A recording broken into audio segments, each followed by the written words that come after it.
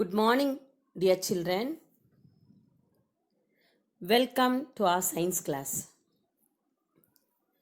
Children, last class, what you all study? Yes, organization of life. Organization of life. In this, biological levels of organization. You all study about biological levels of organization. What are the biological levels? Cell, tissue, organ system, and organism. You know what is cell?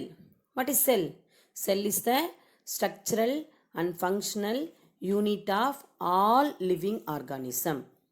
Next, tissue. What is tissue?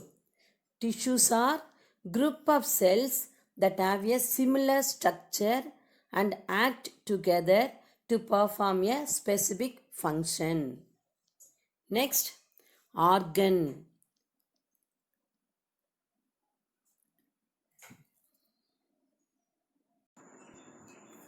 Organ. Organs are structures made up of two or more type of tissues organized to carry out a particular function. Example, brain, heart, lungs, kidney, liver, etc. Each of which has specific functions. Most organs are made up of all four types of tissue. You know what are the four types of tissue? Last class. Connective tissue, epithelial tissue, muscular tissue, and nervous tissue. Now, most organs are made up of all four types of tissues. The intestine, for example, is made up of epithelial tissue as the inner lining, which helps in enzyme secretion and nutrient absorption. Epithelial tissue is covered by layers of muscle tissue, which helps in peristaltic movements. What is peristaltic movement? Contraction and relaxation of muscles. Okay. To move the food. The intestine is also supplied by blood tissue, which helps in transporting nutrients absorbed by the intestine and is connected to the brain through the nerve tissue, which conveys instruction from the brain. Now, let us study in detail about structure of an eye. Structure of an eye. The eye is one of the important sense organs in the human body. It is composed of muscular tissue, connective tissue, nervous tissue, and mainly responsible for vision, differentiation of color. The human eye can differentiate approximately 10 to 12 million colors. 10 to 12 million colors, and maintaining the biological clock of the human body. The human eye can be compared to a camera, as both functions by gathering, focusing, and transmitting the light through the lens for creating an image of an object. So, the human eye can be compared to a camera. To understand more in detail about the eye and how our eye functions, we need to look into the structure of the human eye.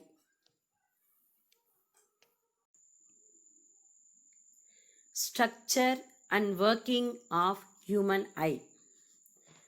The human eyes are the most complicated sense organ in the human body, with several parts fixed together form a spherical structure. Every part of the human eye is mainly responsible for a certain action. The structure of a human eye can be broadly classified into the external structure and internal structure. Note that the white stalk called optic nerve, which connect the eye and the brain.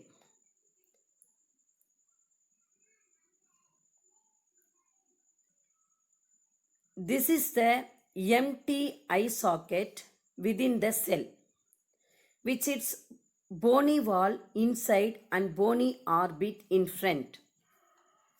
The capsule of the eyeball seems to have three layers. This thick outer layer is called sclera.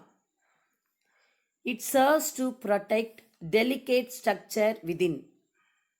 Next, transparent bulging portion is called cornea. There is also a crystalline lens which is one of the main part of the human eye. The second layer is called choroid. It consists of three different zones.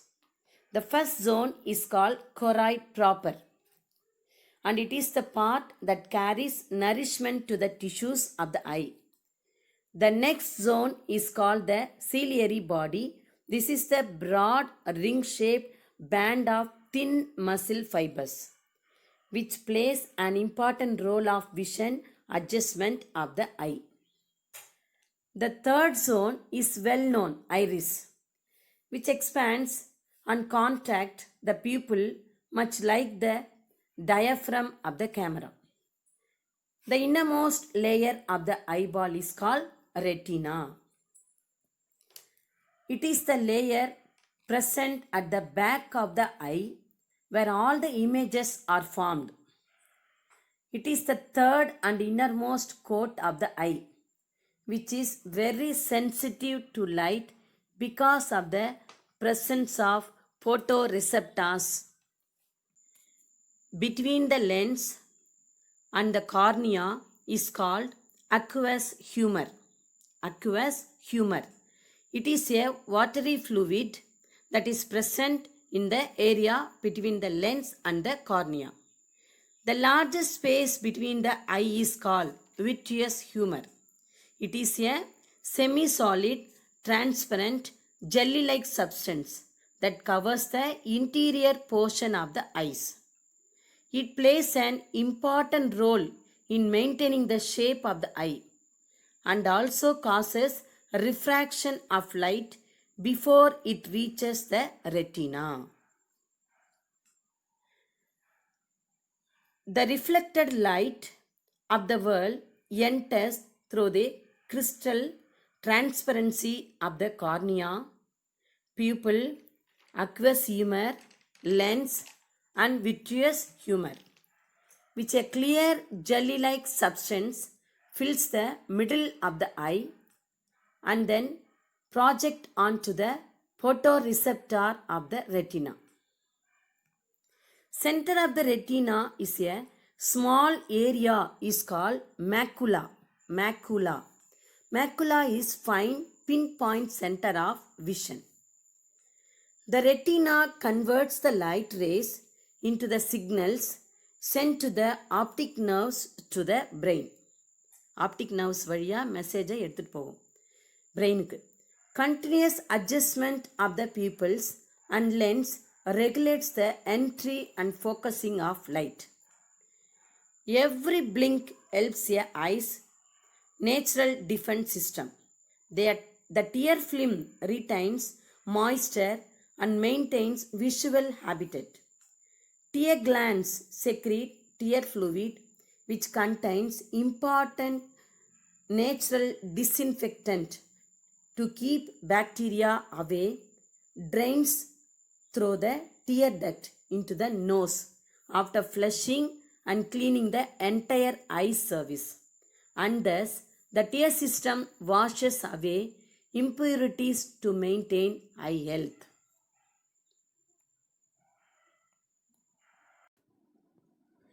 Dear children, our next topic is organ system. A group of organs form the organ system, and together they perform a particular function. Now example, the heart and the blood vessels together make the cardiovascular system. Organs such as nose, pharynx, trachea, lungs, and diaphragm work together as the respiratory system. The mouth, esophagus, stomach, duodenum, and the intestines together form the digestive system. Other examples of organ system include the endocrine system, integumentary system, muscular system, reproductive system, skeletal system, urinary system, immune system, etc. Now, let us see the respiratory system as an example for organ system elaborately.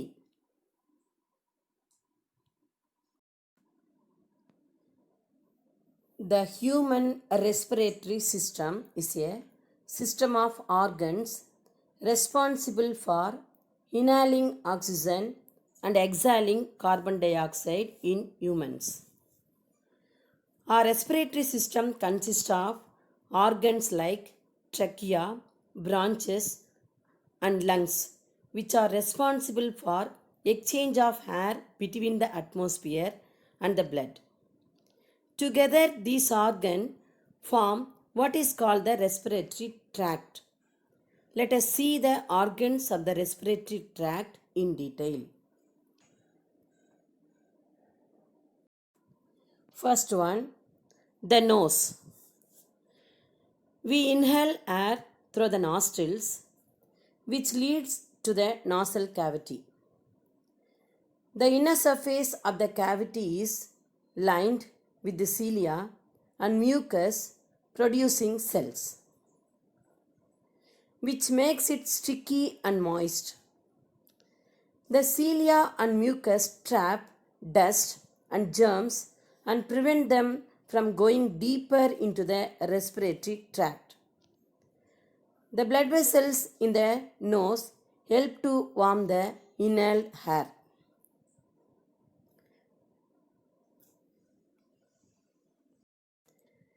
Dear children, nose அப்படின்னாவே இப்போ உங்களுக்கு எல்லாருக்கும் என்ன ஞாபகம் வருது?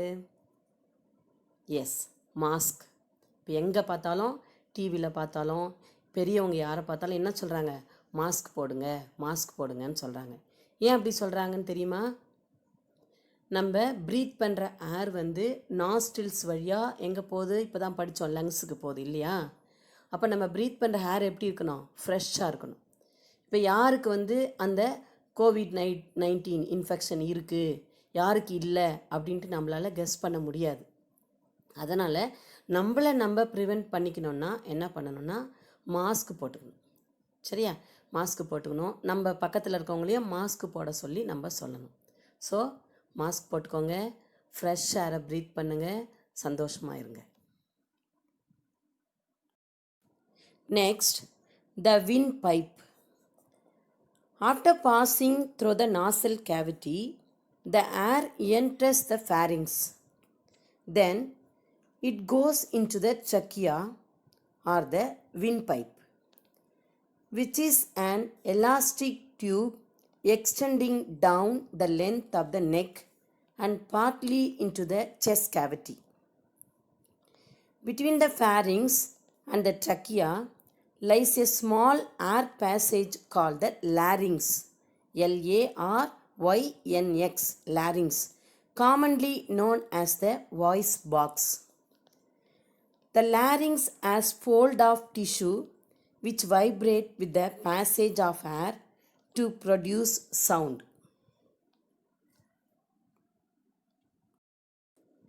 Next, bronchi. The trachea divides into two branches called bronchi. In plural, bronchus. Each bronchus leads to a lung where it divides and redivides to finally form air passages called bronchioles. Lungs. The lungs are organs in the chest cavity that allow our body to take in oxygen from the air. They also help to remove carbon dioxide from the body. The lungs lie on either side of the breastbone and fill the inside of the chest cavity. The left lung is slightly smaller than the right lung to allow room for the heart. Within the lungs, each bronchioles leads to a bunch of air sacs called alveoli. The lungs are two spongy elastic bags on each side of the thoracic cavity. The thoracic cavity is bounded dorsally by the vertebral column and ventrally by the sternum, laterally by the ribs, and the other lower side by the dome-shaped diaphragm. Next, alveoli. Alveoli are tiny balloon-shaped structures and are like smallest passageway in the respiratory system. Although they are microscopic, only with the help of the microscope only we can see. Alveoli are the workhorses of your respiratory system.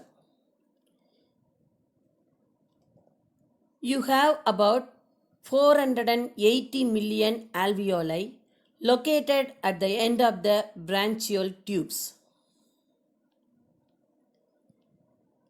Alveoli is meant for the exchange of oxygen and carbon dioxide.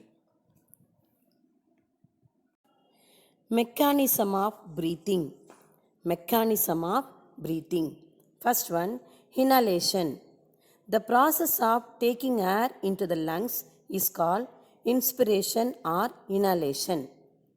The process of taking air into the lungs is called inspiration or inhalation. Next one, the process of expelling air from the lungs is called expiration or exhalation. Now you know what is inspiration and what is expiration. Exchange of gases in the alveoli. Exchange of gases in the alveoli. The content of oxygen in the inhaled air in alveoli is more than the blood flowing through the capillaries. So, the oxygen moves into the blood by simple diffusion.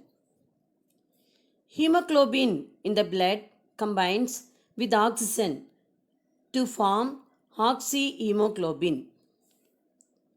The blood carrying oxygen reaches the heart through blood vessels.